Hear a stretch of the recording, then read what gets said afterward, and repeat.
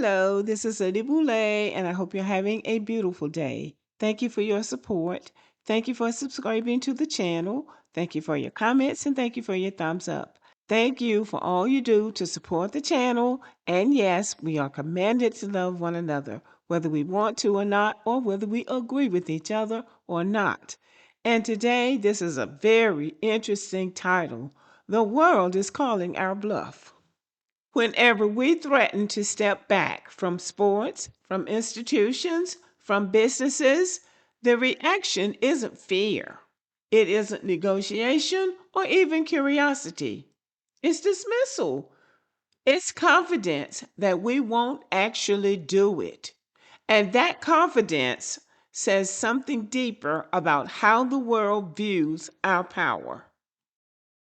Boycott Asian businesses. Please do. We'll get rid of the Chinese takeout, the dry cleaners, the laundromats. Let's get rid of the liquor stores as well. Get rid of the Jordans you guys wear, the Nikes you wear, the shower caps, the Hondas, the Hyundais, all your car electricians, the electronics in your house, the Sony, the TV system, your sound system, the microphones that you guys use to rap and speak about awareness for the black culture and the hip hop culture.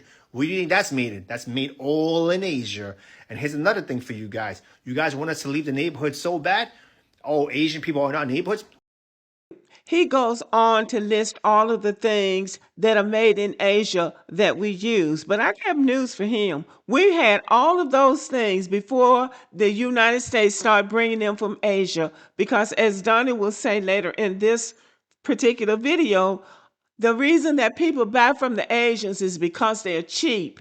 They are cheap imitators. We had cars before Hyundai and whatever the other car he said is. We had TVs. We had everything now that we had get from them. The reason that we are using their stuff is because their stuff is cheaper and because they can make it cheaper in Asia than they can make it in America, but they don't have anything on America, including the microphone. And I'll just tell him right out that a lot of things that the Asians use are things that black people invented. So he could have kept that conversation, but see, he's calling us out because he thinks that we don't have any power. And another thing, the majority of the anti-Asian hatred comes from white people, not black people. And I looked this up, this is research. Most of the hate crimes, most of the violence, most of the harassment of Asian people come from white people. So he can make all this big talk about putting a business in white neighborhoods, but that's where he's going to really experience anti-Asian hatred. And also he's bragging about having a Chinatown and a Koreatown, but those places are declining because of gentrification, because of displacement, because of real estate pressures. Those places are declining. So he cannot be bragging about these Chinatowns and Koreatowns because the real estate moguls are taking them over too. But these people who are calling our bluff think we need them a lot more than we actually do. And that brings me to the NAACP and the college athletes. When the NAACP floated the idea that black athletes should consider boycotting Southern colleges, it wasn't a random suggestion.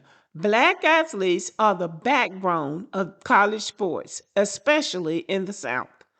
Billions of dollars in revenue, entire athletic programs, national championships, all built on black talent.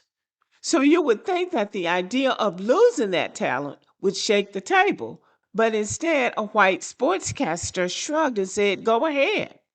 That wasn't confidence in the schools. That was confidence in us, or rather confidence that we wouldn't actually walk away.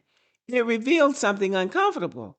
People believe our participation is guaranteed no matter how we're treated. I mean, I said it 3 years ago. Yeah. Let them break away. I'd say I would turn it around and say we should break away from them.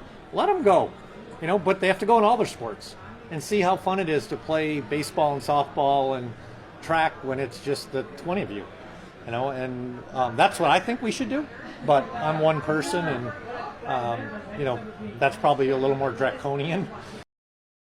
Yes, he is just one person. He's not a coach. He's not over the football program. He's not an administrator for any Southern college. He's just some little penny ante sportscaster. But look how he's running his mouth with the confidence that let him go, let him go, let him walk away, because he doesn't believe that they will walk away. Alabama will offer those children millions of dollars to keep them from walking away. That's why the NAACP needs another strategy. Because just why, like this man is running his mouth, he's just running his mouth.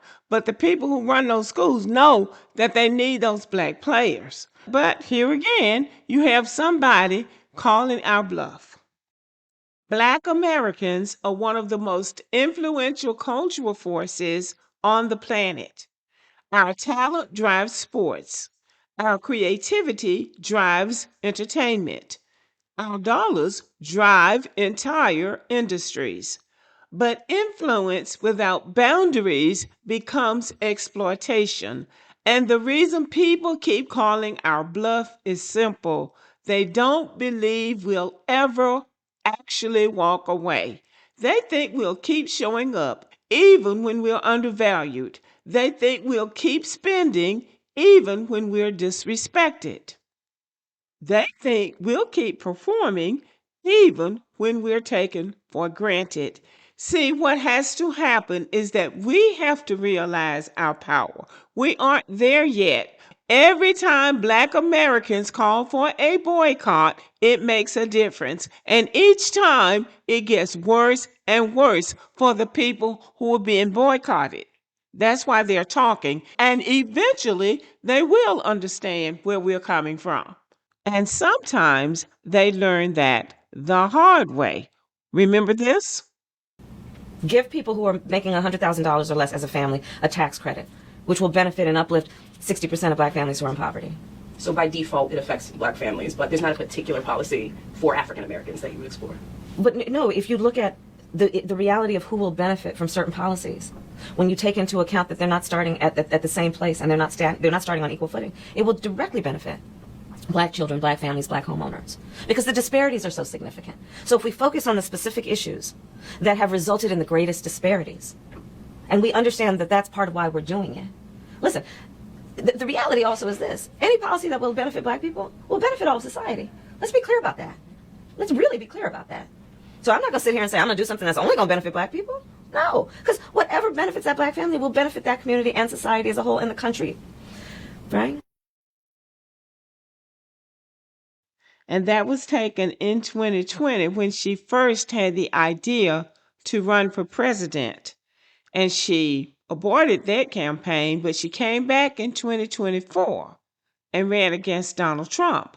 But black people, particularly black men, remembered her saying that I'm not going to do anything just for black people. It was dismissive. It was very dismissive. Now, I voted for her because I didn't want Donald Trump to be president. But now that we've had Donald Trump for two terms, I wouldn't vote for her again under any circumstance because of that, because that was dismissive. That was dismissive. So I wouldn't vote for her again. They were going to have to bring me somebody who will not blatantly disrespect black people in that way. So they are going to learn, the world is calling our bluff right now, but they are going to learn that we do have power. And one of these days, we're going to learn how to use that power. And when we do, watch out.